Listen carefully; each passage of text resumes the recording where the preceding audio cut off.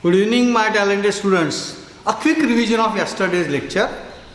Two vectors a bar and b bar are said to be collinear if any one of them can be expressed as a scalar multiple of the other, that is a bar equal to tb bar.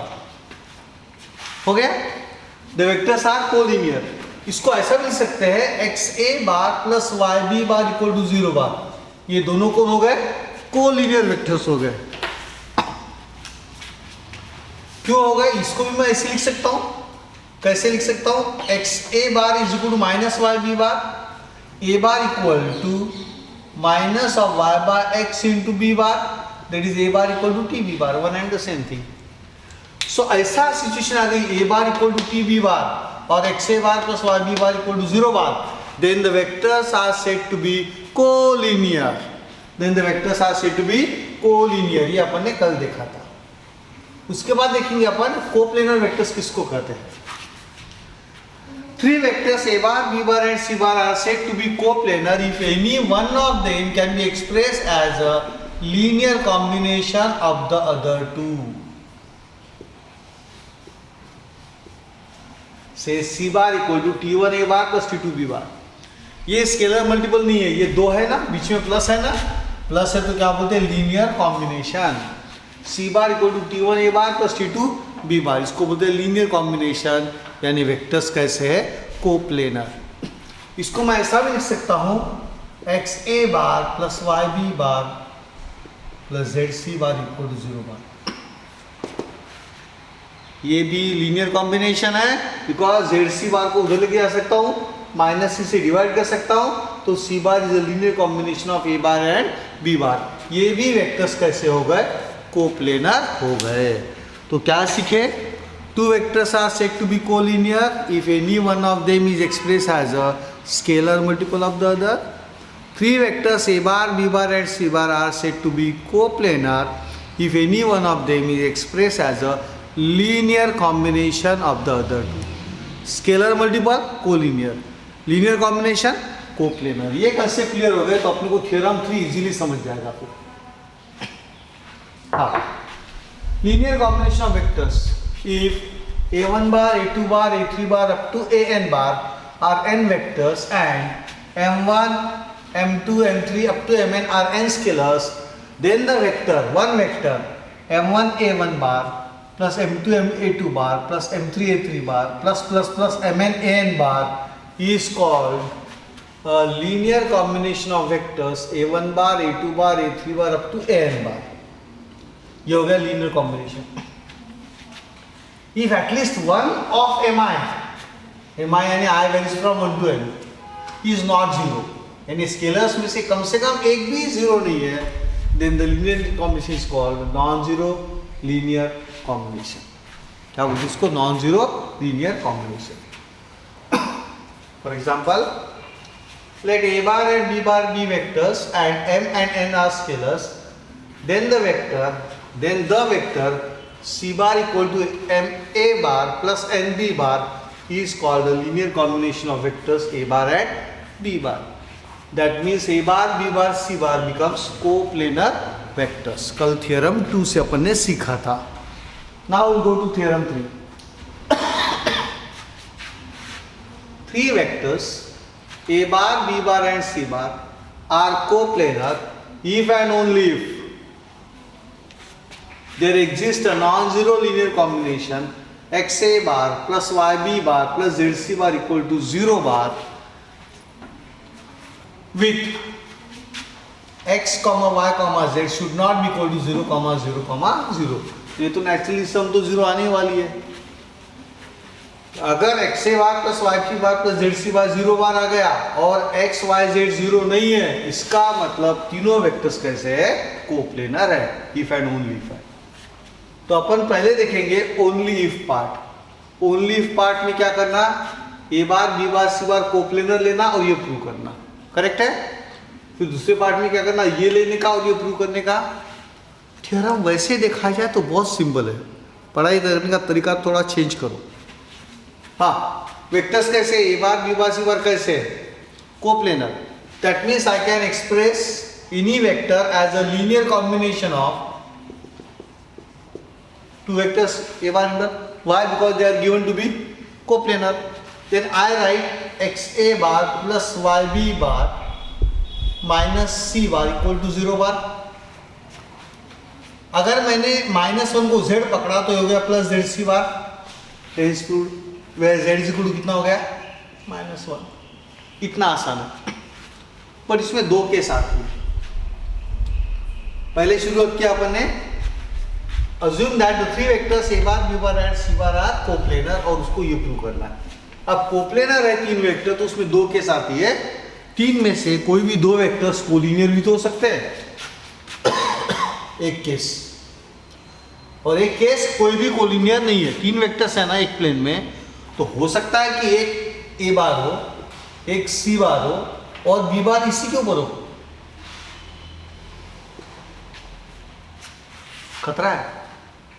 तो फिर एक case अलग लेंगे और फिर एक case लेंगे कि ए बार बी बार सी बार तीनों कोलिनियर कोई भी नहीं है. इसमें क्या हुआ, तीन वेक्टर्स कोप्लेनर है लेकिन ए बार और बी बार कोलिनियर है, सी बार कोलिनियर नहीं है. वो केस देखेंगे. Case 1, suppose that any two of A bar B bar and C bar, any two of A bar B bar and C bar are collinear vectors. Say A bar and B bar as shown in this figure. Okay, A bar B bar कैसे vectors है, collinear. अगर A bar B bar collinear है तो there exist scalars x and y, at least one of which is non-zero, such that xa bar plus yb bar equal to 0 bar. Correct है, क्योंकि collinear बताया ना आपको. Collinear यानी क्या होता है, xa bar plus yb bar equal to 0 bar हो गया. अब यहाँ c bar दिख ही नहीं रहा, तो उसको लिया अपन ने xa bar plus yb bar plus 0 c bar is equal to 0 bar. I can write 0 c bar. Okay, this is same as this. And अब ये कॉम्बिनेशन कैसा है, x, y एंड 0 है. x, y and 0 is the required solution for xa bar plus yb bar plus zc bar equal to 0 bar, क्योंकि z की value कितनी है देखो 0 है. सो लैंग्वेज पे ध्यान दो. Case 1, suppose any two of a bar b bar and c bar are collinear vectors. Say a bar and b bar are collinear as shown in this figure. Collinear. अगर A bar और B bar collinear है तो any vector A bar can be written as a scalar multiple of B bar. अब A bar is equal to T B bar can be written as x A bar plus Y B bar equal to 0 bar. तो हो गया. Therefore there exist scalars x and y, at least one of which is non zero, such that X A bar plus Y B bar equal to 0 bar. ये मुझे क्या दिखाना था, ये दिखाना था. So what I did, Y B bar के बाद एक 0 सी बार ऐड किया, यानी z की वैल्यू कितनी हो गई 0. And X Y comma 0 is the required solution for X A bar plus Y B bar plus Z C bar. Prove हो गया केस 1 से. Case 2, no two vectors A bar B bar and C bar are collinear. कोई भी नहीं, अलग अलग है. A बार इधर है, बी बार इधर है. मान लो ये ए बार है, ये बी बार है, तो ये सी बार है. कोई भी कोलिनियर नहीं है. अब मुझे क्या प्रूव करना है, ये प्रूव करना है. No two vectors A bar B bar and C bar are collinear vectors. Now C bar is coplanar with A bar and B bar, यानी A bar B bar C bar and coplanar vectors. Therefore we have scalars x and y such that C bar equal to X A bar plus Y B bar. C bar can be expressed as a linear combination of A bar and B bar. Why? Because A bar B bar C bar are collinear coplanar vectors given. A bar B bar and C bar are collinear coplanar vectors, और उसमें से कोई भी collinear नहीं है. Now हो गया C bar equal to X A bar plus Y B bar. तो I can write X A bar plus Y B bar minus C bar equal to 0. Minus C bar को लिख सकता हूं plus -1 into सी बार. -1 को लिख सकता हूं z. तो ये क्या हो गया, X A bar plus Y B bar plus Z C bar equal to 0 bar. ये प्रूव करना है मेरे को. तो उसकी लैंग्वेज आजकल कैसी आती है देखो. देयरफॉर एक्स ए bar plus Y B bar minus C bar इधर लेके आएगा is equal to 0 and X comma Y comma -1 is the solution.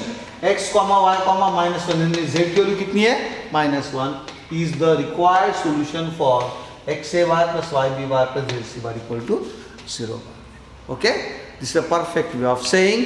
अगर ये आपको डिफिकल्ट लगता है तो और एक मेथड बताता हूं आपको। आपने क्या करना,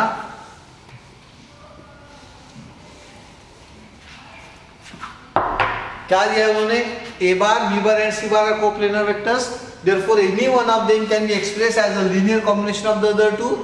So xa bar plus yb bar is equal to c bar, xa bar plus yb bar minus c bar equal to 0 bar. I write xa bar plus yb bar plus zc bar equal to 0 bar, where z is equal to minus 1. Hence proved.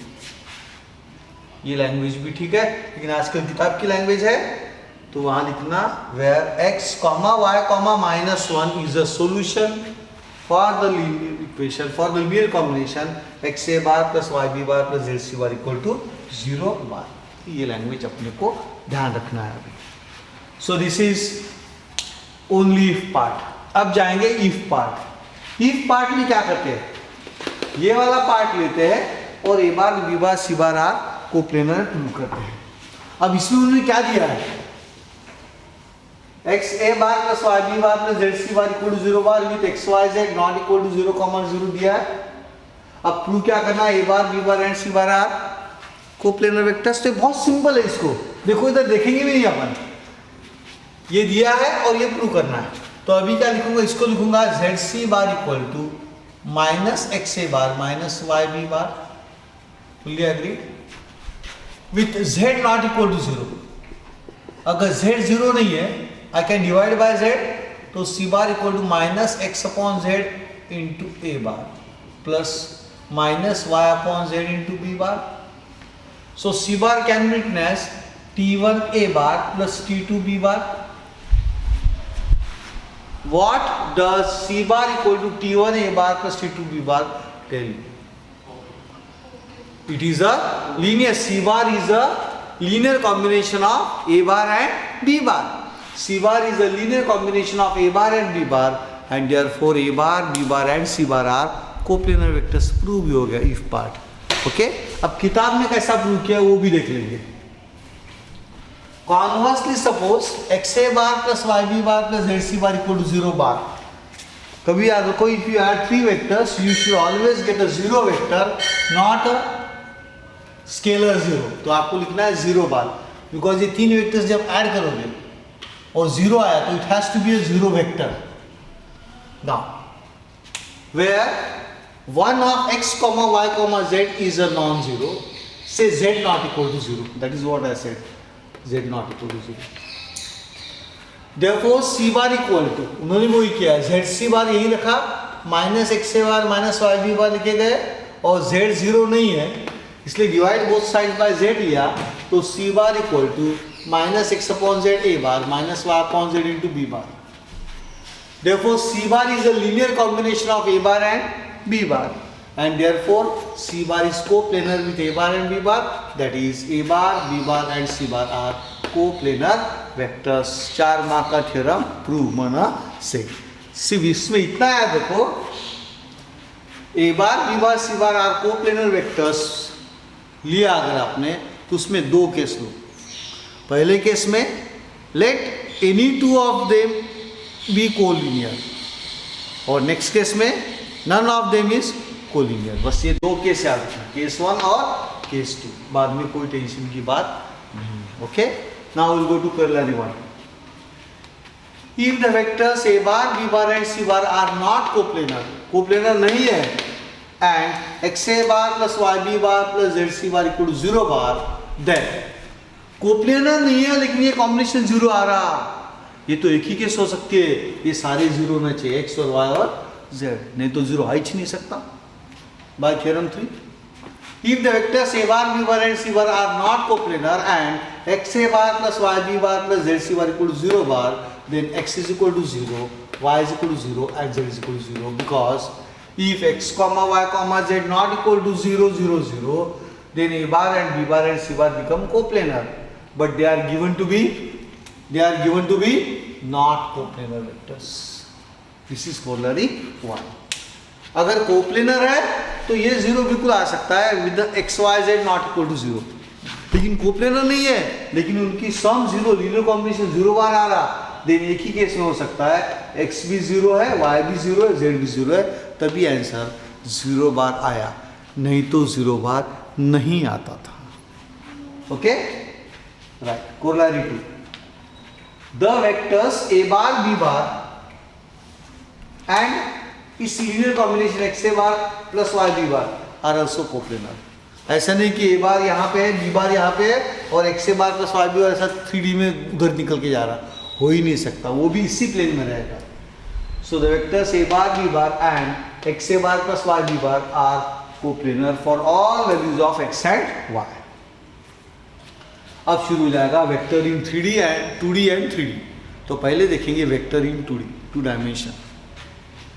The plane span यानी covered by two non-collinear vectors a bar and b bar is x a bar plus y b bar for every x y belongs to R, where a bar and b bar have same initial points. This is 2D space where generators कौन है, a bar और b bar, और its basis is the set a bar comma b bar. For example, in xy plane, यहां पे ध्यान दो, vectors में आई बार जे बार आता, आई क्या पाता जे क्या पाता, वेक्टर्स में इंटरव्यू पूछते ये आई कैप क्या है जे कैप क्या है, सर 12th में पढ़ा था, आप तो भूल गए क्या हुआ। No, I cap is always a unit vector on the X axis and J cap is always a unit vector on the Y axis, that we have to remember. और के कैप आ गया, it is a unit vector on the Z axis. In xy plane, let m is equal to 1, 0 and n is equal to 0, 1 be 2 points along x and y axis respectively. Along x and y axis respectively. Then we define unit vectors I cap and j cap as OM bar is equal to I cap. देखो आप 1, 2, 3, 4 है, तो O से लेके M तक का distance 1 unit है, इसलिए OM जो रहेगा OM बार वो वेक्टर रहेगा i cap, unit vector.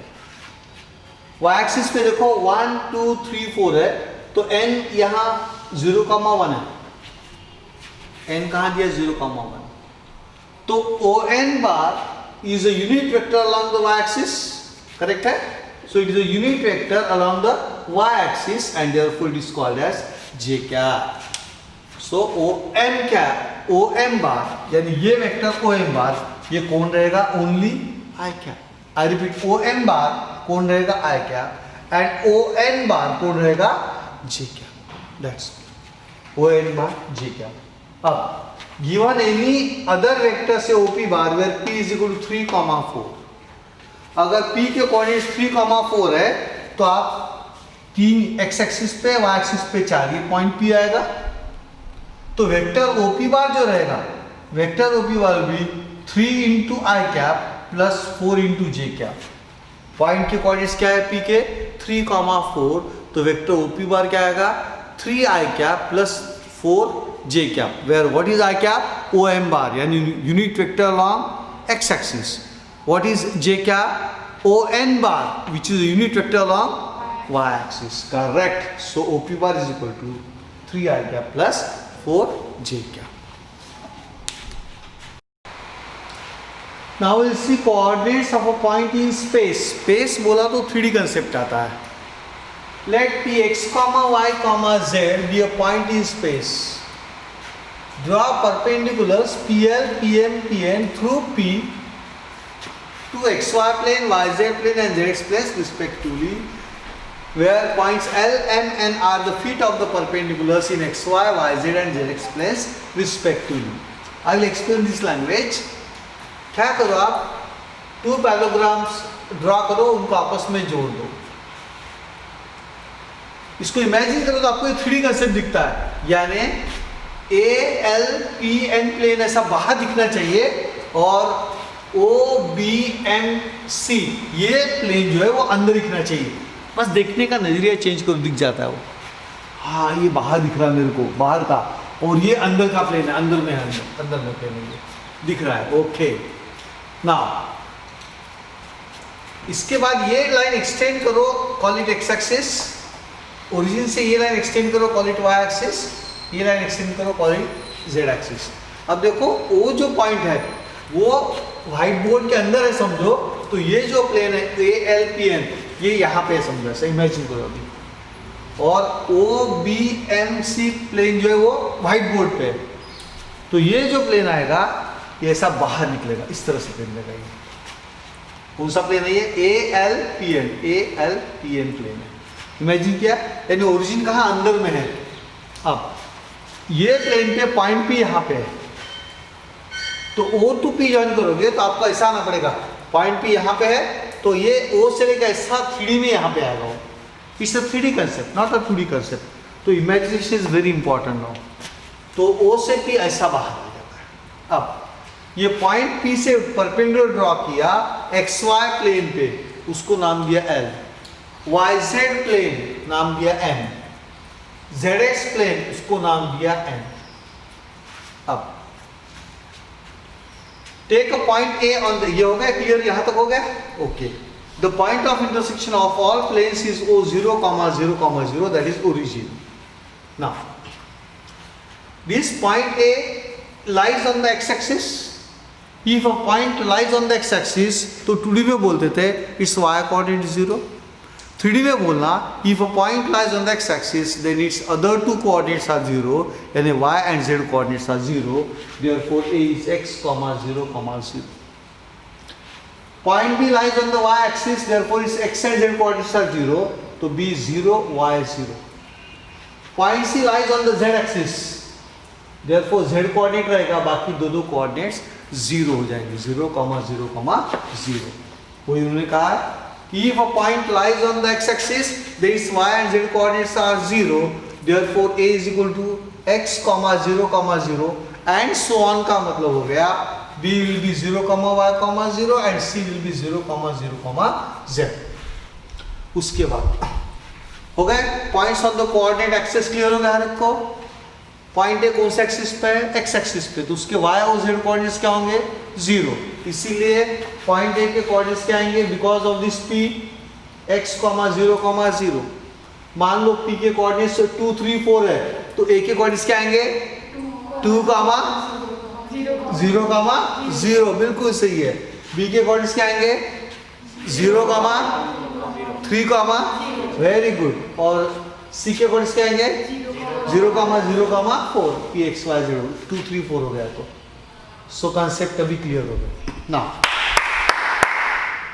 From p I will draw perpendicular in the xy plane. देखो PL perpendicular to xy plane, that means point L जो है वो lies in the xy plane है। अभी since the point lies in the xy plane, अगर imagine करना है तो ये व्हाइट बोर्ड है, तो ये ऊपर जो पंखा है उसको P पकड़ा अपन ने, तो PL यहाँ पे आएगा XY प्लेन पे। दिस अपन जहाँ खड़े बैठे हुए दैट इज XY प्लेन, तो PL हो गया। Point L lies in the XY plane, therefore its z coordinate is 0, therefore the coordinates to the point L will be x, y, 0। उसकी लैंग्वेज देखो, if a point lies in XY plane, then its z coordinate is 0. I repeat, if a point lies in XY plane, then its z coordinate is 0. Therefore L is equal to x, y, 0 and so on. L के x, y, 0 and so on. And so on का meaning बताता हूँ, other planes के point का भी वैसे ही आपको सोचना है। अब यहाँ देखिए बताओ मेरे को, पॉइंट M कौन से प्लेन में है? YZ प्लेन में। पॉइंट M कौन से प्लेन में? YZ, तो उसका x कोऑर्डिनेट 0 रहेगा, x, y, z, ये M हो गया। पॉइंट N कौन से प्लेन में? XZ प्लेन में, तो x, 0, z होगा। सो ये हो गए पॉइंट्स के कोऑर्डिनेट्स कैसे पहचानना, इसका तरीका। उसके बाद एक ही याद रखो, if a point lies on the x axis, its y and z coordinates are 0. If a point lies in the xy plane, its z coordinate is 0. बाकी अपने आप आपको जम जाएगा। Okay, this is figure 5.23 in the book. Now, distance of point Px, y, z from the coordinate planes. The distance of point P from xy plane, the distance of point P from this xy plane will be length PL. Fully agreed? Length PL using distance formula will be under root of x minus x का whole square plus y minus y का whole square plus z minus zero का whole square and under root of z square यानी z। But coordinate of point can be negative also, तो इसलिए but distance can not be negative, तो PL will be positive, इसलिए उसको लिखा mod of z। Now distance of point P from YZ plane, कुछ नहीं, ये पॉइंट P है और ये है YZ प्लेन, तो कौन सा डिस्टेंस आएगा? लेंथ, बोलो लेंथ PM, कौन सा डिस्टेंस आएगा? Length PM। How will you find length PM using distance formula, under root of x minus zero का whole square plus y minus y का whole square plus z minus z का whole square, बचा कौन? Only under root of x square यानी x, but distance can not be negative, इसलिए mod x, because coordinate of point can be negative. Coordinate of a point can be negative but distance can not be negative, इसलिए mod of x लिखते हैं। अब distance of point P from ZX plane, XZ plane, distance of point P from XZ plane and length PN we are talking about. Length PN by distance formula will be under root of x minus x का whole square plus y minus 0 का whole square plus z minus 0 z का whole square and under root of y square यानी mod of y। तो इसको आपको ऐसा रट्टा लगाने की जरूरत नहीं है, डोंट मगा, कंसेप्ट से अपन निकाल लेंगे। Now distance of any point from the origin, इसको दो तरह से छुड़ा सकता हूँ, लेंथ OP चाहिए ना, अरे under root of x minus zero का whole square plus y minus zero का whole square plus z minus zero का होल स्क्वायर, वेरी गुड, यानी under root of x square plus y square plus z square. But उन्होंने बोला है कि हाँ नहीं, मेरे को O से P तक जाना है, I have to use a triangle law. Okay, if you want to go from O to P then you will go from O to L and L to P। Any doubt? देखो, so length of P is equal to under root of OL square plus LP square by triangle law, OL square plus LP square। but O to L जाने के और एक रास्ता है, O to A and A to L, तो therefore this is OA square। OL square कैसे आओगे? OL square कैसा आएगा? OA square plus AL square, तो this is OA square plus AL square और ये LP square हो गया। अब आपको जो AL है, since it is a parallel pipe, ये AL डिस्टेंस वेक्टर जो है वेक्टर AL बार, ये किसके बराबर आएगा? अगर ओरिजिन से जोड़ेंगे तो OB बार के बराबर। So AL square distance will be same as OB square, so this is OA square वैसे रहेगा, AL square will be OB square. और है LP स्क्वायर, LP डिस्टेंस ये है, वो किस एक्सिस पे आएगा? Z एक्सिस पे। Very good Ritul, Z axis से डिस्टेंस कहां से कहां तक आएगा? O to C। Sanjana very good, तो ये OC स्क्वायर हो गया, तो LP square is same as OC square. हमने क्या किया? तीनों को O के साथ जोड़ दिया together. Okay, now how much is length OA square? Length OA square यानी under root of x minus 0 का whole square plus y minus 0 का whole square plus z minus 0 का होल स्क्वायर, यानी only x square, so this is under root of x square. OB square under root of y square, OC square under root of correct, इसीलिए ऐसा formula उनका बन गया। But इतना अपने को करने की जरूरत नहीं है, you know the coordinates of P, you know the coordinates of O, just use distance formula in 3D, under root of x minus 0 का होल स्क्वायर यानी x square plus y minus 0 का whole square plus z minus 0 का whole square यानी direct formula. No need to go by the distance, by the triangle law of vector addition, use just distance formula. अब distance between any two points in space, अभी ये drawing की जरूरत नहीं है। Suppose I consider two points A x1 y1 z1 and B x2 y2 z2 in space, 3D concept आता है, is given by the distance formula, length AB is equal to under root of x1 minus x2 का whole square plus y1 minus y2 का whole square plus z1 minus z2 का whole square, या ज़्यादा better है जो अपन use करने वाले हैं, B AB है ना, तो B के कोऑर्डिनेट माइनस x का कोऑर्डिनेट, x2 minus x1 का whole square plus y2 minus y1 का whole square, very good, plus बोलो Z2 माइनस Z1 का वर्गफल। Now, clear? This is called distance between any two points A and B. Use distance formula, just 2D के जगह 3D concept आता, Z coordinate भी आता, बाकी formula same है। 2D में था ना आपको under root of x2 minus x1 का whole square plus y2 minus y1 का एक्सटेंड इनटू 3D, क्योंकि पॉइंट कहाँ पे इन स्पेस है। Next point, distance of point P x comma y comma z from the coordinate axis AXES. That means first I will talk about the distance of the point P from the axis and x-axis. X-axis पे कौन सा point है A? That means I am talking about length AP or length PA. So PA is perpendicular to x-axis. Hence distance of point P from x-axis is length PA, and length PA is equal to under root of x minus x का whole square plus y minus zero का whole square plus z minus zero का whole square. ये देखो x minus x का whole square plus y minus zero का whole square plus z minus zero का whole square, यानी under root of y square plus z square. ये क्या हो जाएगा? 0 हो जाएगा। That's all my friends.